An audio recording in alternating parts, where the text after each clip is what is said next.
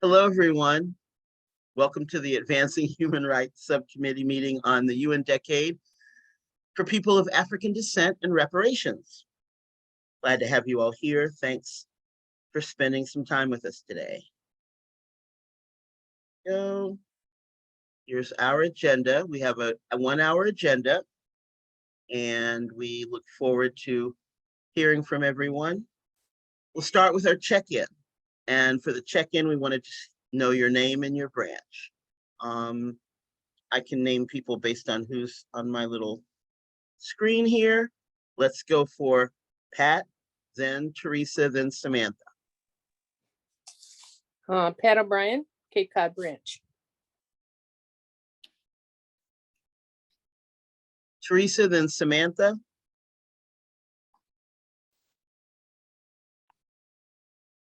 Teresa Elamine, Fannie Lou Hamer branch, Black Liberation Caucus.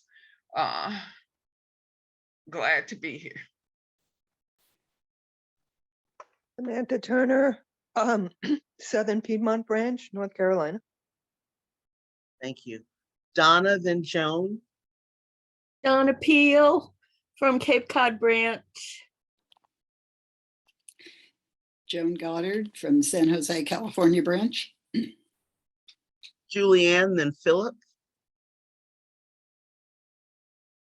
Julianne Robertson, District of Columbia branch.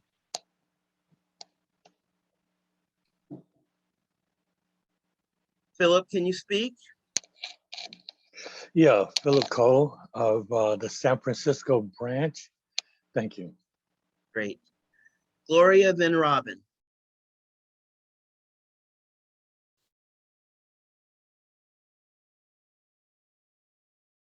Gloria McMillan of the Tucson, Arizona branch.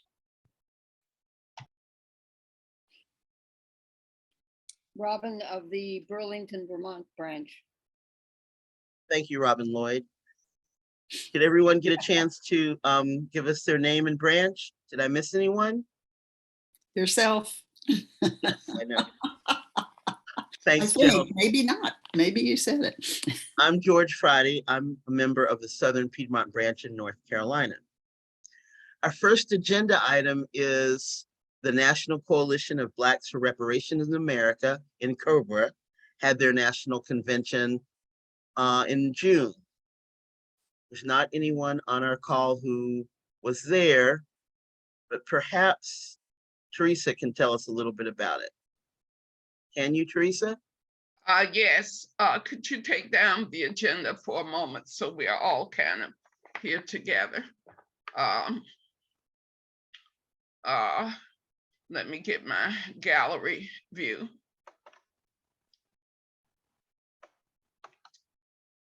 So I'll have to put on my, don't have on my makeup camera.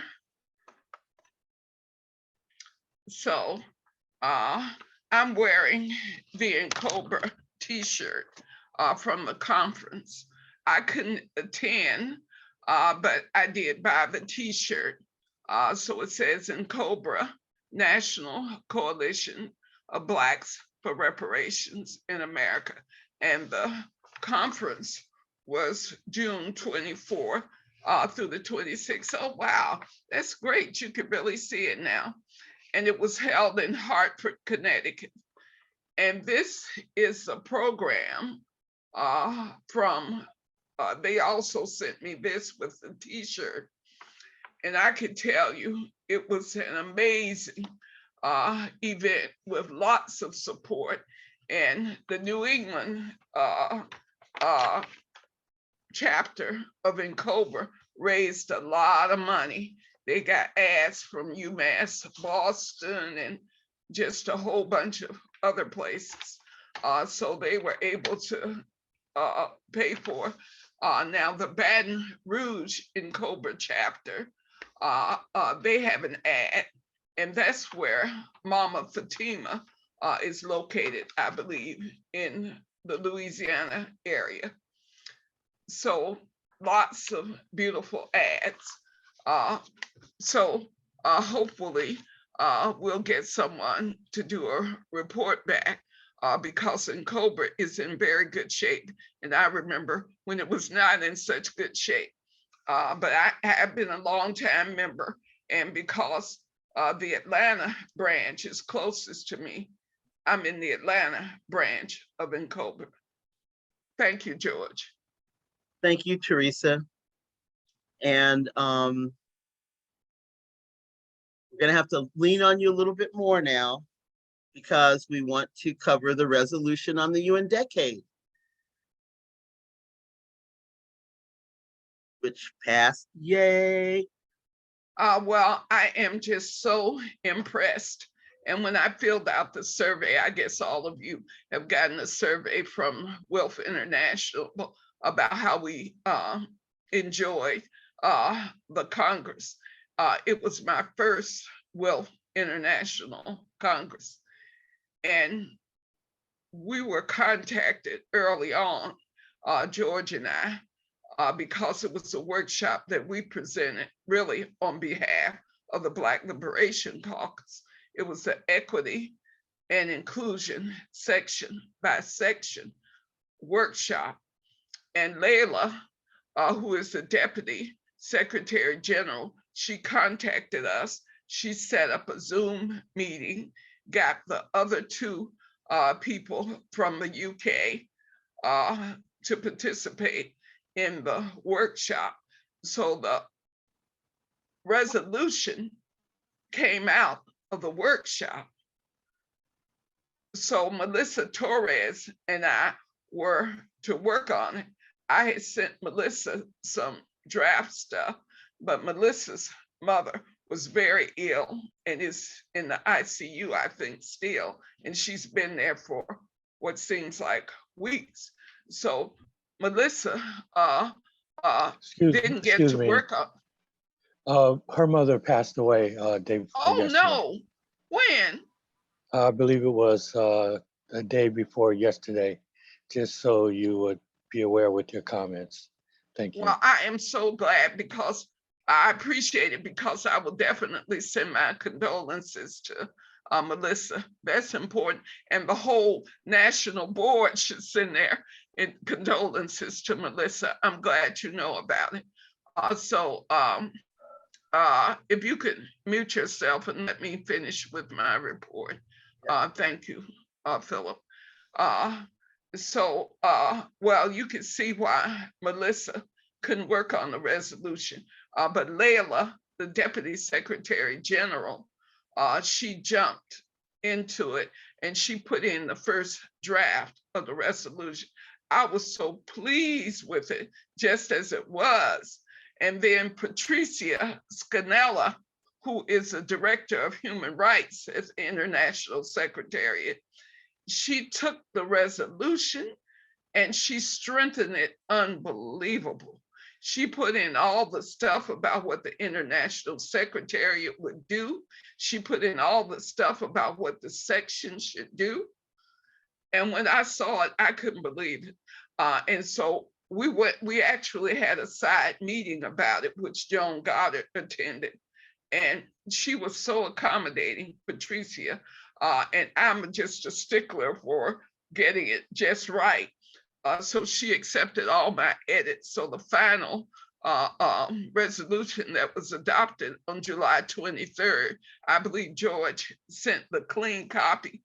But Philip, since you're, I think, maybe the only national board meeting here, one of the mandates from the resolution, Philip, is that all sections will post the resolution as approved at their websites. And so I checked the website today and I didn't see it up at the Wilf US website. So that's something we should make sure happens as soon as possible, because the Black Liberation Caucus is recognized by Wilf International as part of the US section, even though the National Board of Wilf says we're illegitimate and not a part of the US section. Well, the Wilf International doesn't see it that way. So the resolution was put forward as a US section resolution. So the whole US section gets credit for the resolution. So every section around the world will see that the resolution came from the US section. So that's my report, George. Thank you. Are there any questions? Thanks so much, Teresa. And now we're going to get updates on reparations resolutions that you're doing where you live. And if you don't have an update or nothing new since the last time, let us know. So raise your hand if you have an update on reparations process where you are. Joan, go ahead. Okay. Well, California has had a reparations task force at the state level, which was appointed, or at least appointed, maybe set up, some say, by the governor in 2020. And they put out a report, which is essentially 500 pages. I really recommend it very much. And I will put the link for it in the chat. It's very simple. It's just, Office of Attorney General, California Government, AB, which is the Assembly bill, and the number. So it's real short and easy to do. That's 500 pages. Yes, 500 pages. It has a lot of national information.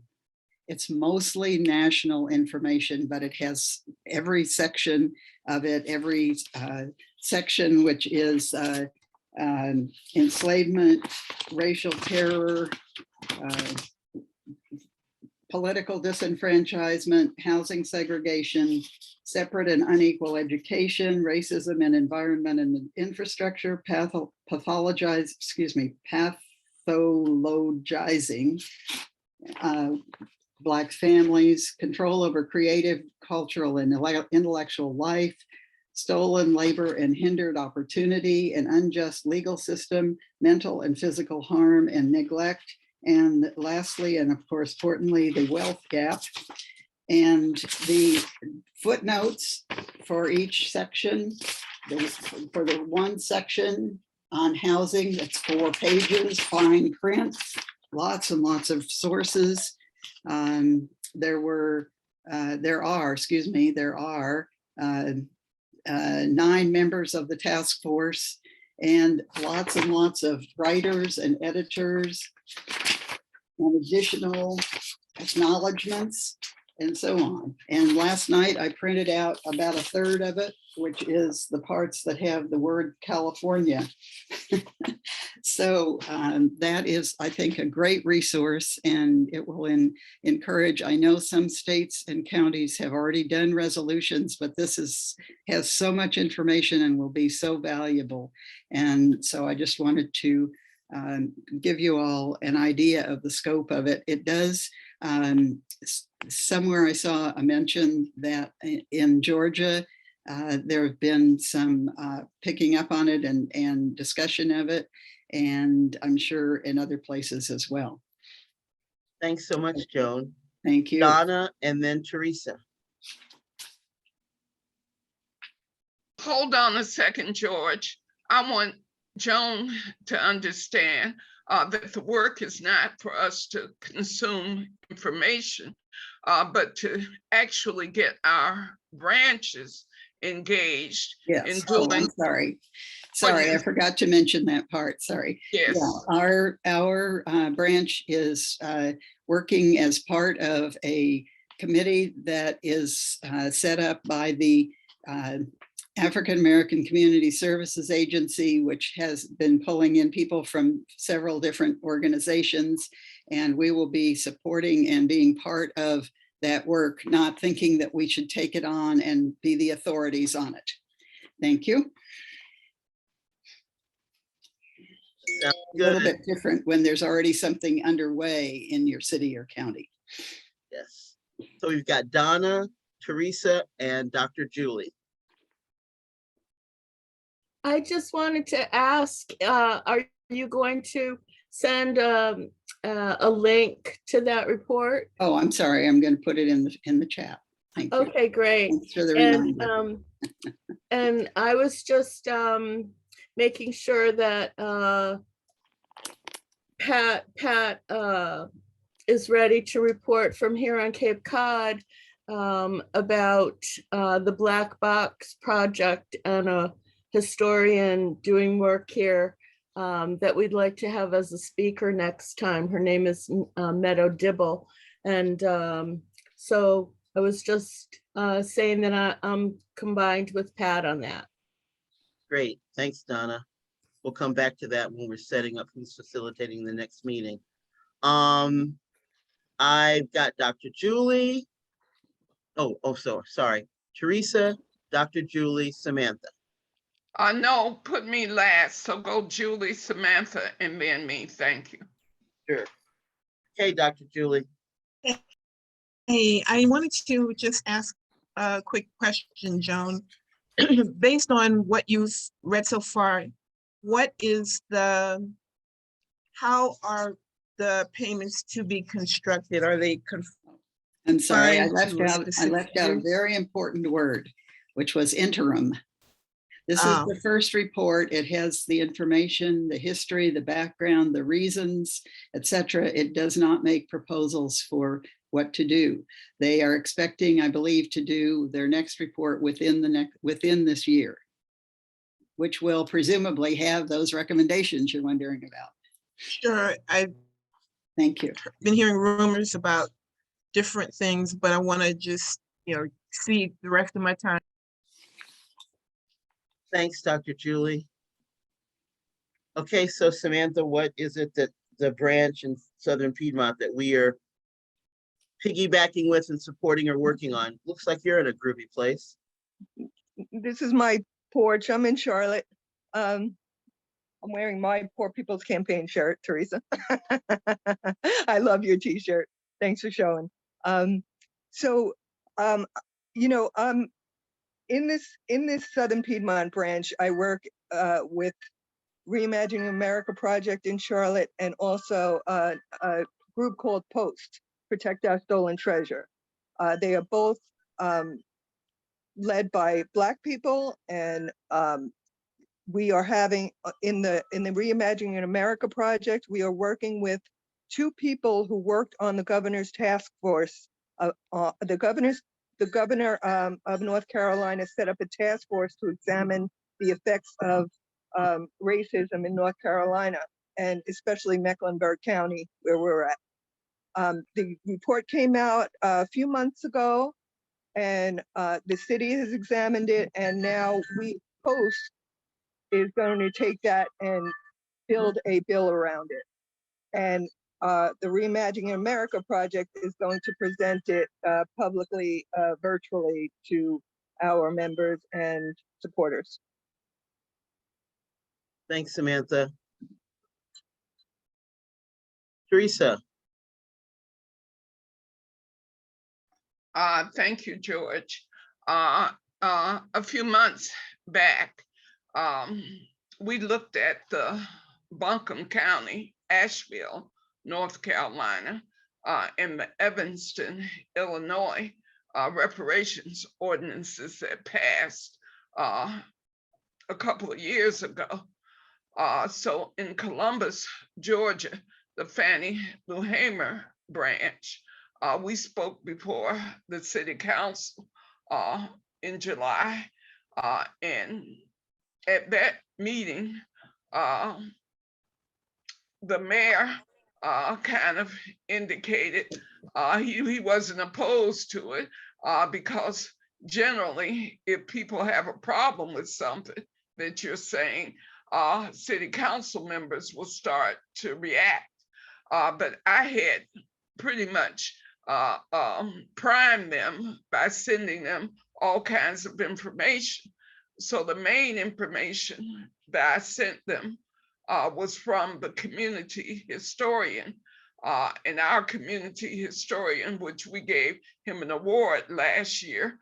George was there. His name is Johnny Warner. And he's been collecting data on Columbus, a city that was founded in 1828 during slavery. And there are lots of atrocities of lynchings and other things. And because Columbus was a Confederate arms place, so from all around the Confederacy, the arms that were made here. I just found that out the other day. So there's a lot for Columbus to atone for. But based on how the Evanston, Illinois ordinance got passed, I'm using it as a model. And I would urge Joan and everyone who's in a city with lots of people of color, that ordinances can get passed, even though there's a big state thing going on in California. There could still be an ordinance passed in San Francisco and San Jose, in Los Angeles and other places, because that keeps the momentum going. And California has lots of great places where that could happen at the local area. I'm thinking of Oakland and lots of other cities. So anywhere that you have a city that has a mayor and a city council, I would urge you to move forward so that it's not something, and it's not like you're taking over, because trust me, there's already some Black organizations in San Jose and other places who are working on this. And it just means you need to find them and just say, I want to be an ally. What can I do to support it? That's the way you reach out, build relationships. And as I always say, recruit to will. That's how I recruit to will. I get connected with people and their organizations. And I ask them, I said, well, I give them the Join Will Today brochure, and everybody always joins. It's amazing to me how many Black women have joined Will in Columbus, Georgia, just with me giving them the Join Will Today brochure. But when you're out there and you're connected, it's an opportunity to build your branch, really. And so this is how the work should be seen strategically. So Thanks so much, Teresa. We've been joined by. well, I'm not finished, George. Oh, I'm sorry. not finished. Because after the city council presentation, because we're doing really good on time, George, it's not even 2:30 yet. And so I think Columbus is probably further along than any other branch city because the Fannie Lou Hamer branch can move. The city manager of Columbus is Black, and he's been in the job over 15 years. His wife is my state rep. His younger sister is chair of the school board. So we refer to them as a dynasty family because they give a lot to public service. So when I called them up and asked for a meeting, they do Microsoft Teams, and it was just great. So I said, Mr. City Manager, because I had sent so much information, including the UN resolution on the UN decade for people of African descent. I sent that to him, and he thought I was trying to get that passed or something. I said, no, Mr. City Manager, that was just for information to tell you more about what the Fannie Lou Hamer branch is doing as part of the Women's International League for Peace and Freedom. And so then I said, you need to look up the Evanston, Illinois reparations ordinance. And right while we're talking, he goes online and he gets the whole thing. And he says, well, I see where the interim city manager arranged to put it together. I said, you got it, because that's what I'm asking you to do. He said, well, Teresa, you need to get somebody on the city council to champion the cause. He said, because I do what they tell me to do. So we had a nice laugh about that. And so I've identified 3 potential city council members. The city council is a city council of 10 members. And this is where a Samantha and everybody who's working on this, you have to count your votes. See, I've done this a lot with passing ordinances. So there are 10 city council members, and the word is always, with 6 votes, you can pass anything. So I got to get 6 out of the 10 to support it. So they understand that the goal to pass it is going to be by Juneteenth of 2023. So we have like 10 months to have all these community meetings. So what the city manager pointed out to me is that there were 15 community meetings before the Evanston, Illinois resolution saw the light of day. So he says, I see where there was $25,000 payments that went to people, and those are the payments that went to people in the housing.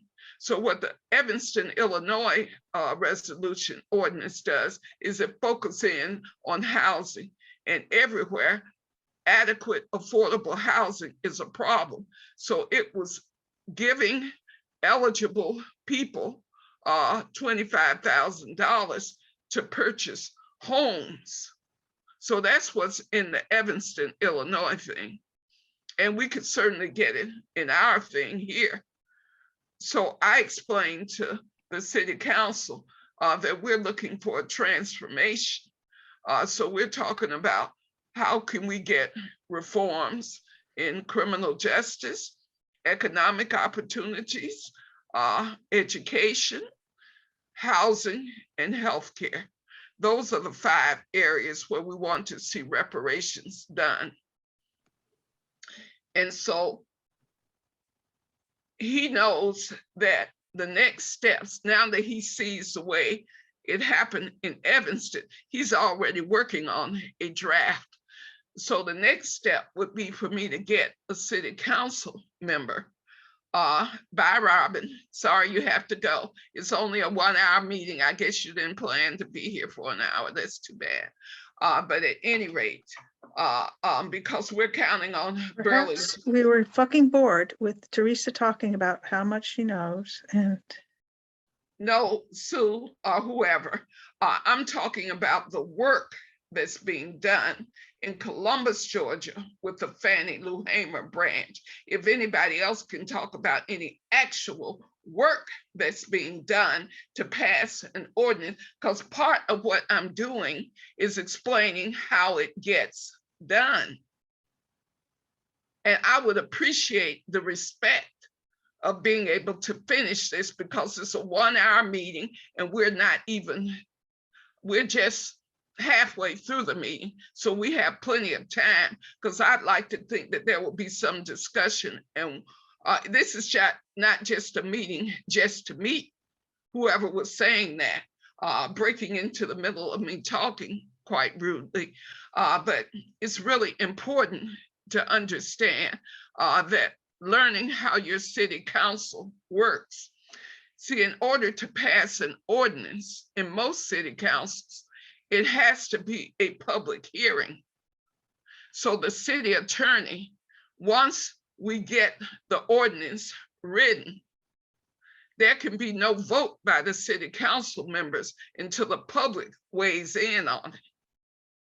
So that's why we're going to be having all these meetings to get community support, because when the public hearing happens, it's done by the city attorney because it's a legal matter. So we got to have people lined up to speak at the public hearing, so the people who are for it way outweigh the people who are against it. And trust, there will be people against it. That is guaranteed. Now, Columbus is majority people of color. So what happened on Tuesday with George and me, we met with the top pastors in Columbus. And so I got them to say yes. They want to see the details, but they said, yes, of course they support reparations. So when you get the churches lined up, in support of it. So this is what you call community organizing, sisters and Philip. And so this is how the work gets done. So I'm saying all of this so that people understand, if you want to pass a resolution and you're in an all-white branch in particular, you really need to find the people of color and the people of African descent in particular. And I know there are plenty of folks that Robin works with. She hasn't gotten any of them in the branch yet in Burlington, but there are plenty of Africans, and she has Africa Day, etc. Every African in the world who's involved knows about the UN decade. So we are trying to get these resolutions passed before the end of the UN decade. So we have until December of 2024. And we set some very specific goals with the Black Liberation Caucus to have, I think we said 20 cities. Some people are already ahead because people are already passing resolutions. So Boston already has one. The branch didn't have anything to do with it. But if you check in with your city to see what's going on with it, you may find that a resolution has already passed. Ellen Thomas lives in the Buncombe County area where that resolution got passed a couple months ago. She doesn't have a branch, but I know that we can get one passed in Metro Atlanta. I'm sure we can get one passed in DC. So right now, the work of this subcommittee is counting the branches where the resolutions can get passed. So that's why I'm going through this long explanation. I believe it was you, Sue, from Humboldt, who was saying something about, see how much Teresa knows. Well, Teresa does know a lot. And Teresa has been a successful organizer for quite some time. And so if you want to be respectful and support the leadership of Black, Indigenous people of color in this organization that has a history of excluding us, now is the time to be supported. So that's it for my report, George. So see if there are any questions that people have, because there is a need to be accountable. So I will be checking in with all the branches that have claimed they're gonna do something, because we want you to do it before December of 2024. And I will let people know about the progress, because it's not gonna be easy. Even with a majority people of color city like Columbus, it's not going to be easy. And I've discovered that this week. Over. So any comments or questions? I have a lot of questions, but I'll only ask one. Can you please repeat the 5 areas where you feel reparations are most pertinent? You said housing, healthcare, and there are 3 more. This is a list of injury areas. When you look at in Cobra years ago, over 25 years ago, when I first connected with Cobra, and I was at an Cobra meeting, and they made it clear that these are the 5 injury areas. So it's criminal justice, it's economic opportunities, which includes workers' rights, living wage jobs, and the ability to have a small business. So that's what the economic opportunities part is. 3rd, education, and I line them up just in alphabetical order. So the 3rd one is education. As we know, there's been a case of academic genocide in K-12 education throughout this country, because desegregation was fought like crazy. As you pointed out, Julianne, in the Massachusetts area, I remember seeing those white people demonstrating in the streets and marching with the Klan in Boston. And I thought they were gonna kill. True. True. Yeah, I thought they were gonna kill Martin Luther King during that time when he visited there. So at any rate, education. And then the fourth thing is healthcare. We know about the racial disparities in healthcare. And then finally, housing, because we have never really had the right and access to safe, clean, affordable housing. Even public housing now is no longer public housing. They have something called residential assistance demonstration projects, where they have investors with the housing authorities. So that investors insist on people's paying a certain amount of rent. I remember when people weren't paying but $25 or so a month. They have these RAD properties where the lowest rent is $170 a month in Columbus. If you are no income person and you living on your children's SSI or you're living on child support, that's a big chunk when you're only getting like 500 to 700 a month. So those are the 5 injury areas identified by NCOBRA: criminal justice, economic opportunities, education, healthcare, and housing. Housing. All right, thank you so much. Thanks. Any other questions? Let's give Janice and Sue a chance to introduce yourselves. If you want to come off camera and say hello, give us your name and your branch.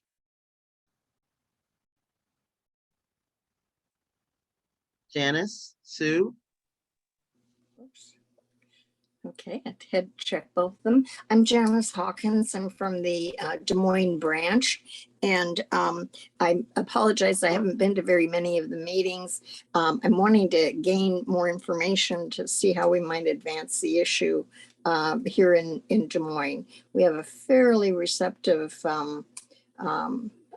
city council, and our newest member is a woman from the Black community, a young woman, and I think can really help us with this. So I'm glad to be here and say hello to everybody. Hello. Good to see you, Janice. Good to see you. Thank you. Sue, you're muted.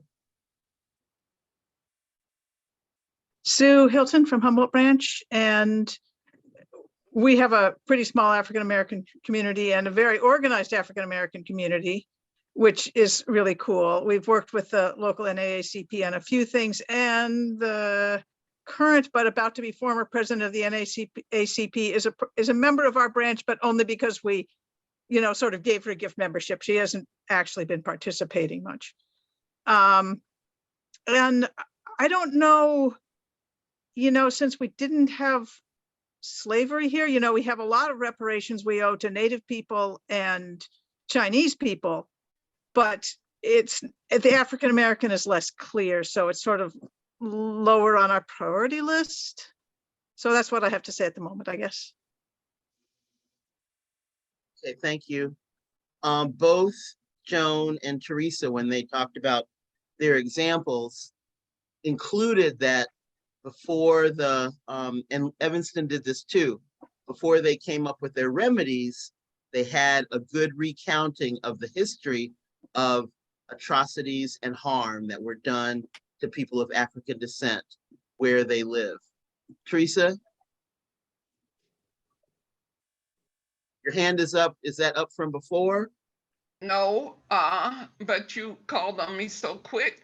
I really wanted Samantha because there are a lot of people writing in the chat, George. So before I speak, if you could just address what people have written in the chat.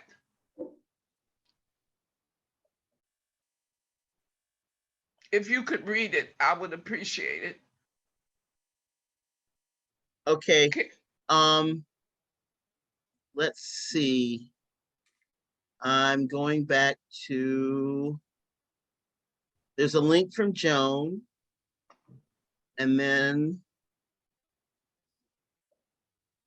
a couple of things. Okay. From Gloria, I am bringing your attention Slavery's Legacy, a feature film about a Tucson man whose DeWolf family were among largest slave-owning families. The family saga film was entered into the Sundance Film Festival in 2008. This film can be a program for Tucson WILF to kick off its discussion of reparations. Also, I will meet with prominent local African-American activist Emily Ricketts on August 7th. We will work on other ways to ally with the Dunbar Center, Tucson city government. We have a small African-American population in Tucson. First, we need to educate the public, starting with WILF and local voluntary organizations. And then Samantha wrote, I appreciate your time and guidance in ensuring branches know how this work has been completed successfully. It's very important to what we need to do in our states and community. The methods are critical. Then Gloria says that Tucson has a 4.86% African-American population, but they are active and organized. Pat O'Brien has shared a link to UMass reparations guides. The website lists historical timeline of reparations made from 1700 to 2022. Pat, do you want to say more about that? No, I was just looking up, the reparations in Massachusetts. I was going to share that, we had a speaker at our fellowship, Meadow Dibble, who was from the Atlantic Black Box program, but there is no resolution as far as I know from that organization about reparations. So I was looking up Massachusetts reparations, and Amherst was one of the towns in Massachusetts that has allocated $200,000 for reparations in Amherst, and then that led me to the Massachusetts reparations, and there's a huge long list of every place in the country who have made some kind of reparations from 1700 through 2022 or 2022, however you say it now. Yeah.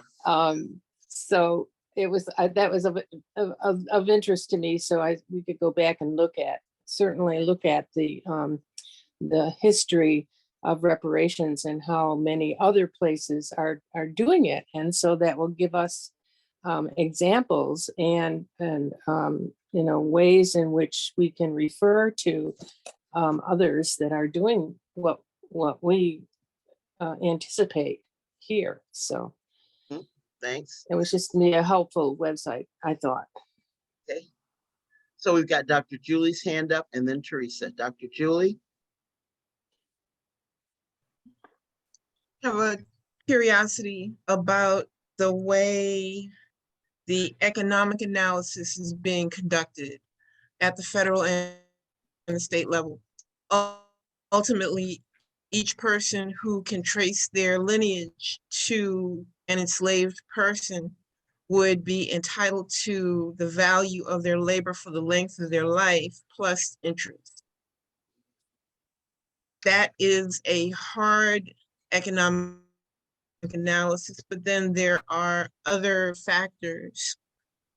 And I'm not sure that there is an amount of money that would cover the psychological and the social residuals of the atrocities that were committed. For instance, in Amherst, as Pat mentioned, one of the things that the settlers did to the indigenous population, I think it's well documented, is that Lord Jeffrey Amherst reduced the Indian population by giving them smallpox infested blankets as gifts. And how do we get to a place where we take the energetic, emotional charge out of what happened?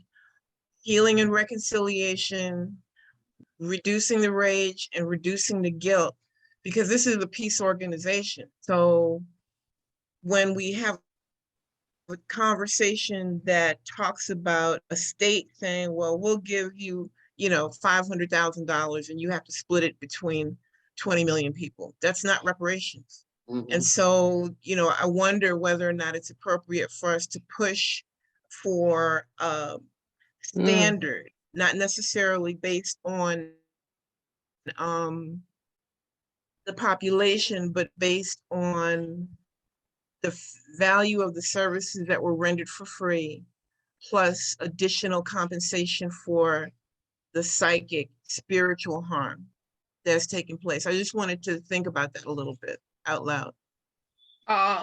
Well, Julianne, we're trying to move from what has been a kind of academic, what I call information consuming approach to reparations, to actual payments and policies.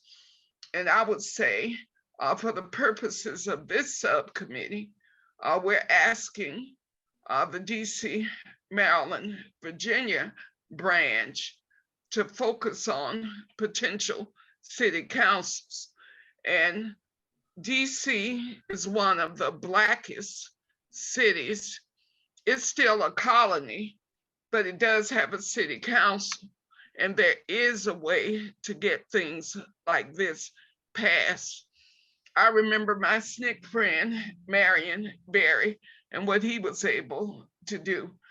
And so I know things can get done in DC, because you can point to lots of evidence of what Black people did to build DC and did not get the wages.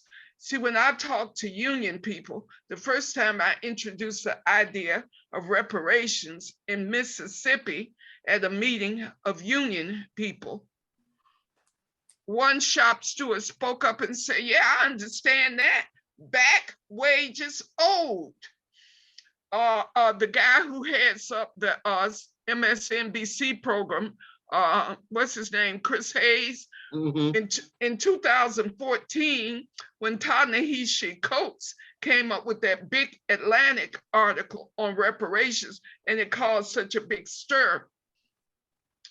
The people on Chris Hayes's show, his producers, they did the math, and it came into trillions of dollars of back wages owed, Julianne, trillions. We will never be able to be paid for what our ancestors did to build this country, the most powerful country, capitalist country in the world. We will never get enough money to pay us. So what certain communities are doing in terms of you having to verify. See, I'm not from Columbus, so I'm not expecting any payment. So people who were born here, and there are lots of people who can trace their families back. Well, they should be standing with their hands out. And that's gonna be the case, because you can't get it passed and let people see some benefit to them for it. And this city is not broke. We pay 10 cents on the dollar in sales taxes. They have a property tax freeze. So rich people pay very little in property taxes, and they put the burden on the backs of poor people in sales taxes. That's how bad Columbus is. And I've been saying that since I got here. Sales taxes are the most regressive taxes, et cetera.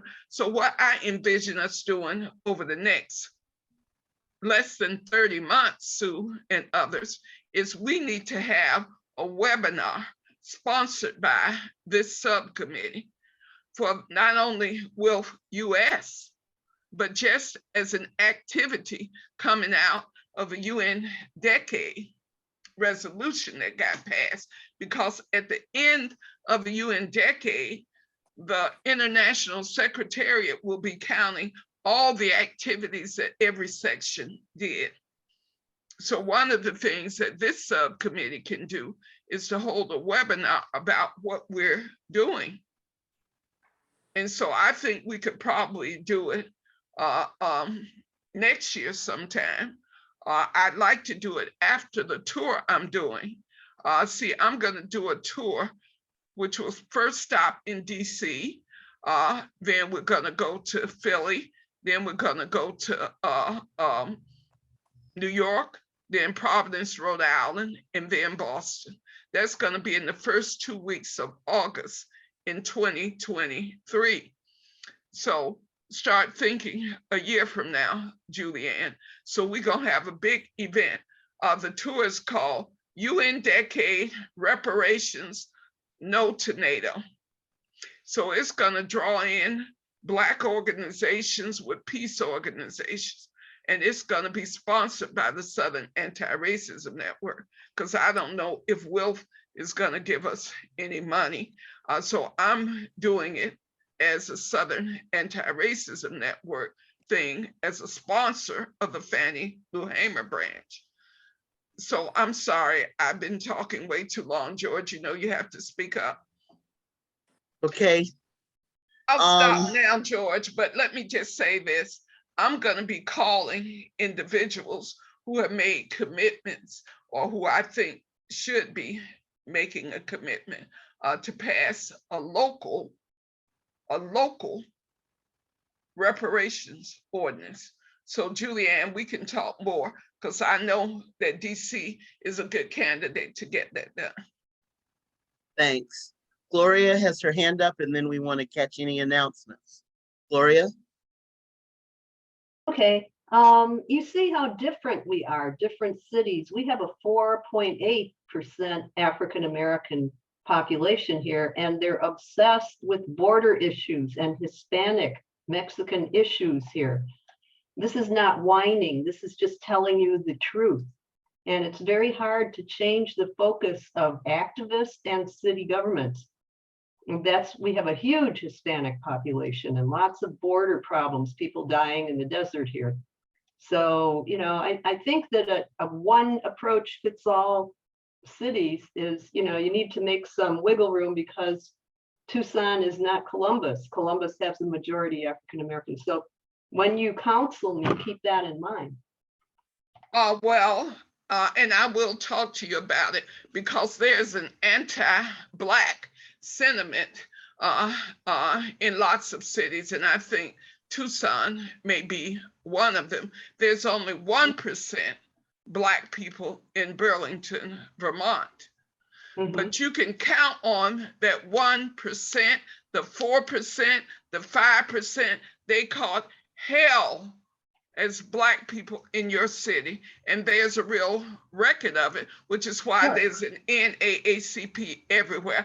I don't want to have a debate with you, Gloria, but I'll get facts. No, but your facts are through a lens of not being Black. And so I will get up with Emily because I know that Emily can help me understand what some of Black people's grievances are in Tucson. I agree totally. Emily would be good. Okay. Great. We've got 3 hands up, which means we're going to go past our hour. Samantha, Pat, and Philip. Thank you. I just wanted to respond a little bit to that. I lived in Tucson. Actually, I went to University of Arizona for a couple of years, and I was from New York. And when I went out there, I was still identifying as Jewish. And those people were looking for horns on my head, and I kid you not. Most of the people in Tucson had never, ever, ever met a Jewish person. I don't remember seeing many Black people, but that's the problem when there's a small population like that. That is something that needs to be addressed by the city council separate of any other BIPOC issues. Black issues are different than Hispanic, Latinx, LGBTQ+. they're different. You have Native Latinx people there. It's so different for Black people. They were literally, you know, that's where they couldn't go. So that has to be addressed. And they can do two things at once on the city council. Just don't tie them together in any way. This has nothing to do with.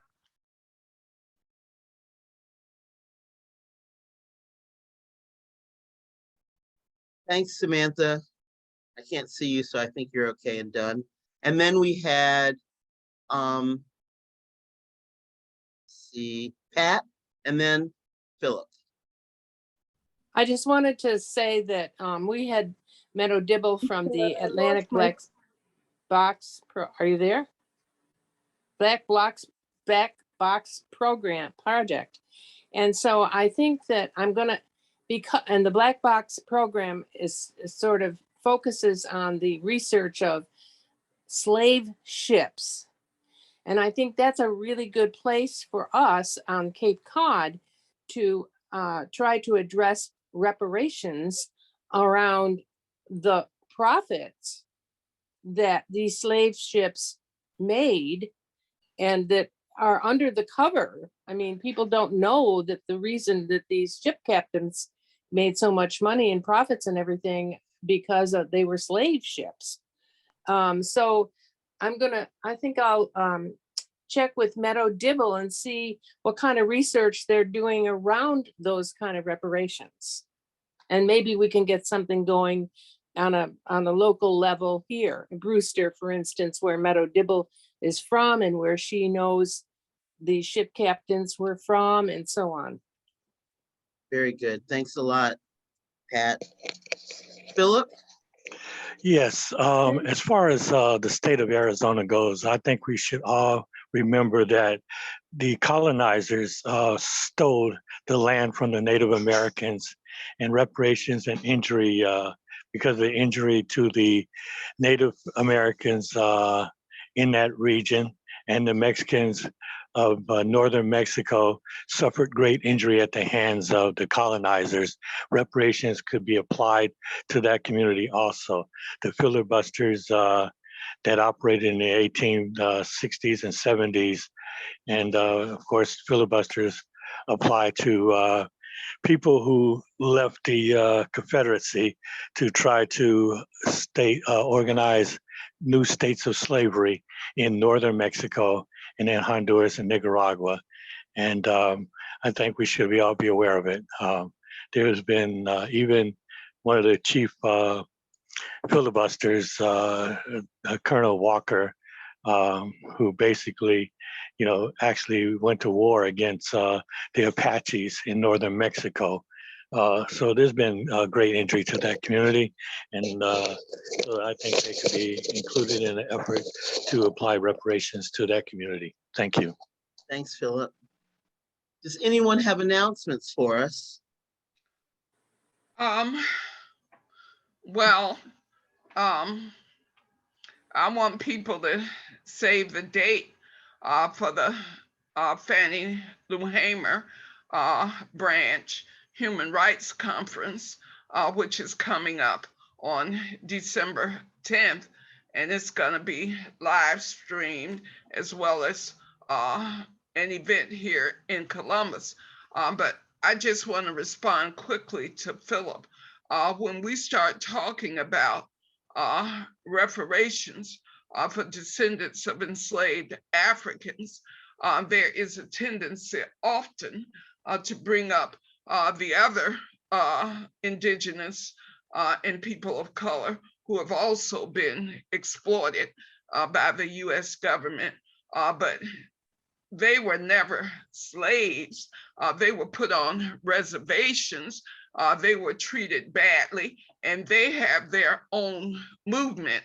And I'd say the best place to take up that movement of immigrants and indigenous people is probably through the Border and Migration Justice Committee. But this reparations group is for the descendants of enslaved Africans, and we will not be able to take a detour into several other things because our mandate is limited. And so, George, if you could go through the proposal for the meetings up through December, that would be great, so that we don't go too much more over our 1 hour meeting. Thanks so much. Our intention is to meet the last Thursday of every month. Next month, we meet on the 22nd, because on the 28th of September through October 2nd, the Congressional Black Caucus will have a convening in DC. And we would be missing that because I know at least Teresa and myself, and probably Shantae, the Black Liberation Strategy team members, will join the DC folks for that time. So we'll meet September 22nd, October 27th, November 20th, because a week later is Thanksgiving, and December 22nd. Those are our meeting dates for the rest of the year, so you can put those on your calendar. Nothing in last- August. Nothing in August. Oh, I completely missed August. So let's look at August. Sorry. And George, we're not dictating this. This is a proposal. So we need to find out if there are any objections. You know, our methodology is consensus. And so we need to make sure that this does not conflict with anybody who's actually here.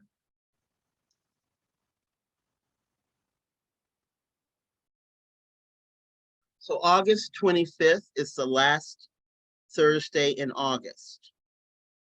So does anybody have a problem? August 25th, September 22nd, October 27th, November 20th, and December 22nd. And George, it's important to point out that we're talking about 2 p.m. in the afternoon Eastern time, all of those dates. So if people have any conflict with it, now is the time to speak, because it's not has to be, but we wanted to try to set up some system for our meetings. George and I, as co-conveners of this subcommittee, are trying to get something more systematic. And so that's the proposal. So George, when you save the recording and we distribute the recording to the discuss list and to the people who signed up who weren't here and to everybody else. So she's saying Thursday works for her at 2 p.m. That's Samantha. Well, it's certainly, I've checked all the dates on my calendar and it works for me. And so August 25th, and thanks so much for catching that, Donna. So August 25th is our next meeting at 2 p.m.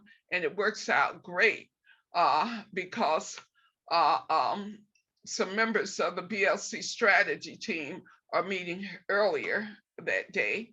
And so we will be talking about this body of work because it is part of the BLC 3-year strategic campaign that we're supporting the UN decade and these reparations ordinances, just so you know.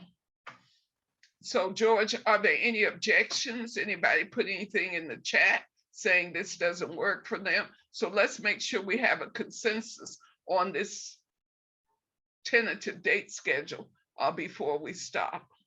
So Janet says it works for her. And Donna's giving a thumbs up. Can you give a thumbs up if you can make these dates? Yes, yes. Great to avoid Thanksgiving. Okay. All right, I will, along with the recording, I'll send the agenda that has the dates on it and the chat to everyone here, and I'll post it to the branches list as well. No, to the discuss list. Okay, Oh, I thought, How about both? How about both? okay, how about both? All right, Well, see you y'all.